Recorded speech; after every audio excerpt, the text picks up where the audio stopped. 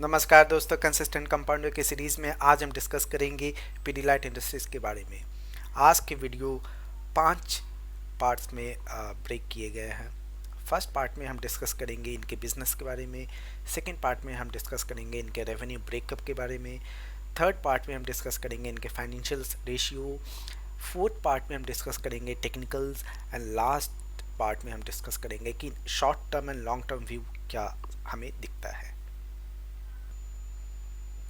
दोस्तों, Pidilite industries chemical sector की एक लीडिंग कंपनी है and is the owner of some of the iconic brands like Fevicol, Doctor Fixit, M Seal. इनका revenue breakup अगर discuss करें तो 53% इनका जो रेवेन्यू आता है वो आता है एडेसिव्स एंड सीलेंट कैटेगरी से। कंस्ट्रक्शन एंड पेंट केमिकल से 20% हमें रेवेन्यू मिलता है एंड रिमेनिंग इनके अदर बिजनेसेस से आती है। एडेसिव सेगमेंट में इनका 70% का मार्केट शेयर है और ये एक लीडरशिप पोजीशन एंजॉय करती है मार्केट में।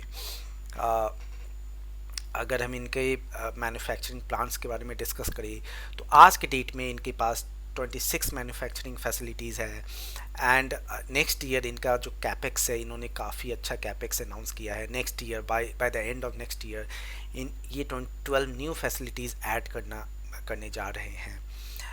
कंपनी काफ़ी अच्छा मनी इन्वेस्ट करती है इनके रिसर्च एंड डेवलपमेंट में भी, और इंडिया में इनके 3 R&D सेंटर है। सिंगापुर एंड यूएसए में भी एक R&D सेंटर है। अगर हम डिस्ट्रीब्यूशन नेटवर्क के बारे में डिस्कस करें तो आज के डेट में इनके पास 4,800 डिस्ट्रीब्यूटर्स है एंड इनको 2 लाख से भी ज़्यादा डीलर्स सर्विस कर रहे हैं। ग्लोबल प्रेजेंस अगर हम डिस्कस करें तो कंपनी का जो बिज़नेस है वो 80 कंट्रीज़ में फैला हुआ है एंड कंपनी 9 कंट्रीज़ में ऑपरेट कर रही है। इन्होंने लास्ट 15 इयर्स में काफ़ी अच्छा बिज़नेस एक्सपेंड किया बांग्लादेश में भी, और आप देखोगे ये अपने पोजीशन को और स्ट्रॉन्ग बनाते जा रहे हैं इन बांग्लादेश।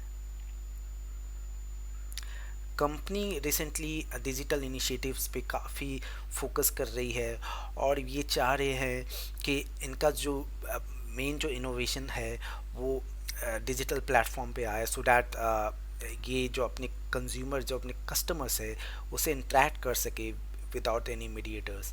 तो ये काफ़ी अच्छा पैसा इन्वेस्ट कर रहे हैं on digital initiatives, so that एक ब्रांड टू कंज्यूमर का कनेक्ट इस्टेब्लिश हो सके यूजिंग डिजिटल इनिशिएटिव्स।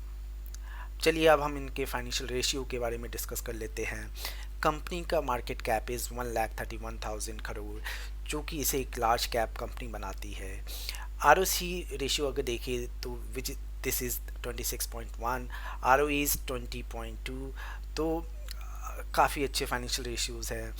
अगेन अगर हम डिविडेंड यील्ड भी देखें तो 0.39% के डिविडेंड यील्ड मिल जाती है। तो एक ग्रोथ इन्वेस्टर के लिए हमें डिविडेंड यील्ड पे ज़्यादा फोकस नहीं करना चाहिए, हमें एक कंपनी के ग्रोथ पे फोकस करना चाहिए, और अगर ग्रोथ के साथ थोड़ा डिविडेंड मिल रहा है तो और अच्छी बात है। ओके, तो इस साइट पे 2005 से लिस्टेड है डेटा।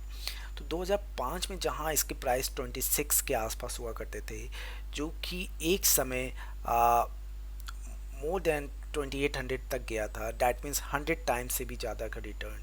तो अगर किसी ने 2005 में पैसे डाले होते तो उनको 100 टाइम्स का रिटर्न मिल चुका है। This is a multi bagger stock, और किसी भी टाइमलाइन पे अगर देखा जाए कोई भी बंदा ने अगर इन्वेस्ट किया होता और 3 इयर्स और 5 इयर्स का होराइजन लेके अगर इन्वेस्ट किया होता तो आज के डेट में वो अच्छे खासे प्रॉफिट में बैठे होते हैं। इनका सेल्स एक बार देखिए तो 2011 में जहां इनके सेल्स थे 2,650 करोड़, वो आज की डेट में बढ़ के हो गए हैं 11,477 करोड़। ये ट्रेलिंग 12 मंथ के हैं। लास्ट ईयर 9,921 करोड़ थे। वहीं प्रॉफिट 310 करोड़ से बढ़ के हो गया है 1,309 करोड़।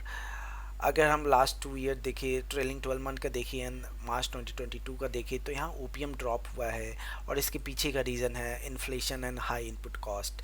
दोस्तों, यूक्रेन एंड रशिया वॉर के चलते क्या हुआ है कि जो रॉ मटेरियल चाहिए था इनको अपने प्रोडक्ट बनाने के लिए, वो काफ़ी महंगा हो गया था बिकॉज ऑफ इन्फ्लेशन, और इसकी वजह से इनके जो ओपीएम है वो इम्पैक्ट हुआ था, इनके ओपीएम में एक ड्रॉप देखने को मिला है।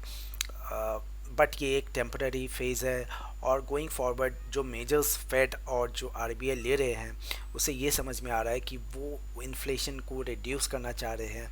एक बार इन्फ्लेशन रिड्यूस होगा तो इनकी ओपीएम और तेज़ी से बढ़ेंगे। बीइंग अ मार्केट लीडर, इनके पास प्राइसिंग पावर है कि जब चाहें अपने प्रोडक्ट के प्राइस बढ़ा सकते हैं, और लोग फिर भी उन्हें उसे ही परचेज करेंगे, बिकॉज वो यूज टू है, वो प्रोडक्ट यूज़ करते आए हैं सदियों से, डेकेड से। अगर कंपाउंडेड सेल्स ग्रोथ देखा जाए तो लास्ट 10 ईयर्स में 12% के रेट से वो ग्रो कर रहा है। एंड प्रॉफिट ग्रोथ देखा जाए तो 14% के रेट से वो ग्रो कर रहा है। अगेन ये काफ़ी हेल्दी एक रेशियो है, काफ़ी अच्छा हमें दिख रहा है कि कंपनी अच्छे परफॉर्म कर रही है, कंसिस्टेंटली परफॉर्म कर रही है, प्रॉफिट कंसिस्टेंटली बनते जा रहे हैं। ईपीएस में ग्रोथ हमें दिख रहा है, कभी 6 रुपये का ईपीएस हुआ करता था जो कि आज के डेट में 25 रुपये का है। एंड फर्दर हम बैलेंस शीट देखते हैं तो रिज़र्व में हमें 1000 करोड़ के रिज़र्व, जहां मार्च 2011 में देखने को मिलता था, जो कि आज के डेट में 6500 करोड़ का हो गया है। और बोरोविंग्स 336 करोड़ से बढ़ के 680 करोड़ हो गए हैं। तो बेसिकली जहां हम देखेंगे रिज़र्व 6 गुना मल्टीप्लाई हो चुका है, वहीं बोरोविंग से डबल मल्टीप्लाई हुआ। ये एक अच्छी कंपनी का पहचान है दोस्तों, क्योंकि ये कंपनी थोड़ा कंजर्वेटिव है। कंपनी सोच समझ के पैसे को इन्वेस्ट करती है, और इन्हें ग्रोथ भी अच्छा मिलता है। अगर हम इनके रिसेंटली जो जितने कैपेक्स देखेंगे तो वो अपने मैन्युफैक्चरिंग को इंक्रीज़ कर रहे हैं, वो अपना मैन्युफैक्चरिंग कैपेसिटी इंक्रीज़ कर रहे हैं। बेसिकली इनको इस सेगमेंट में ग्रोथ दिख रहा है, और वो इंडिया के बाहर भी एक्सपेंड कर रहे हैं।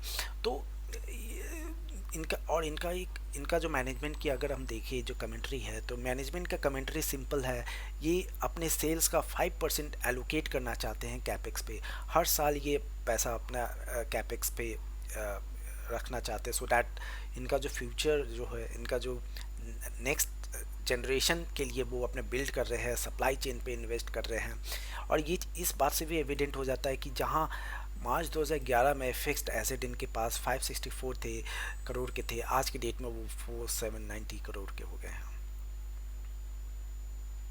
शेयर होल्डिंग पैटर्न्स देखा जाए दोस्तों तो 90% से भी ज़्यादा शेयर्स इन स्ट्रॉन्ग हैंड्स में हैं। प्रोमोटर के पास नियर अबाउट 70% है, एफआईआईज के पास 11% है, एंड डीआईआईज के पास 7.73% है। सो ओनली 10% अपने पब्लिक के पास है। चलिए अब हम इनके टेक्निकल देख लेते हैं। लॉन्ग टर्म चार्ट देखें तो पहले ही हमने बताया था आपको कि एक लॉन्ग अप ट्रेंड में चल रही है स्टॉक, और 2016 से देखा जाए तो ये 2016 से इस चैनल में ट्रेड कर रही है।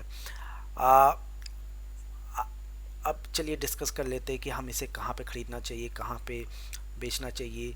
तो शॉर्ट टर्म व्यू मुझे अभी बिकॉज ऑफ गिवन कंडीशन जो अभी बियरिश सेंटिमेंट चल रहा है मार्केट में, मुझे लगता है कि ये सपोर्ट ब्रेक होना चाहिए। एंड जो नेक्स्ट सपोर्ट होगा वो होगा 2260 2250 के आसपास। तो यहाँ पे एक heavy accumulation, long term investor एक हेवी एकुमुलेशन स्टार्ट कर सकते हैं।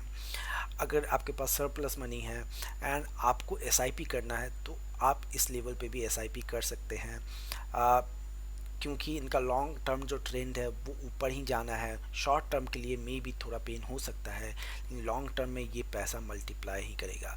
तो जिस इन्वेस्टर के पास पेशेंस है, जिस इन्वेस्टर के पास टाइम है, और जो अपने पैसे को कंपाउंड करना चाहते हैं, वो इस स्टॉक को अपने वॉच लिस्ट में रख सकते हैं एंड धीरे धीरे निवेश स्टार्ट कर सकते हैं जैसे ही वो इस 2250 के लेवल को टच करे।